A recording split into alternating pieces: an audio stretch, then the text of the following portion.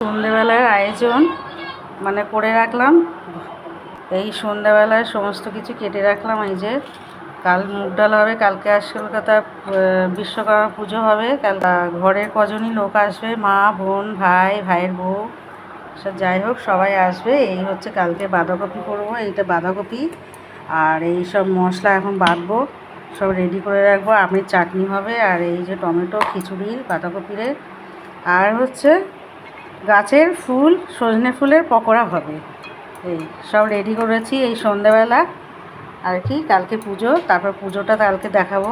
আর খিচুড়িও হবে, কালকে খিচুড়ির আয়োজনটা করেছি, ভাতও হবে তার সাথে।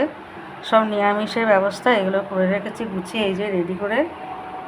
আর এই সমস্ত পুজোর আয়োজন এই যে সব মানে ধোয়া এখনও ফল হয়নি, সব আর কি রেডি হচ্ছে। একা মানুষ, ঠাকুরের বাসন টাসন সব মাজা হয়ে গেছে, কুচানো হয়নি। কালকে ভাবছে এই চাদরটা পাতবো আর এটাও পাতবো, এখনও রেডি হয়নি, সব চারিদিকে ছড়া। তারপর ঘর গুছিয়ে কালকে দেখাবো চাদর পেতে। এই অবধি শেষ করলাম, পরেরটাই দেখাবো।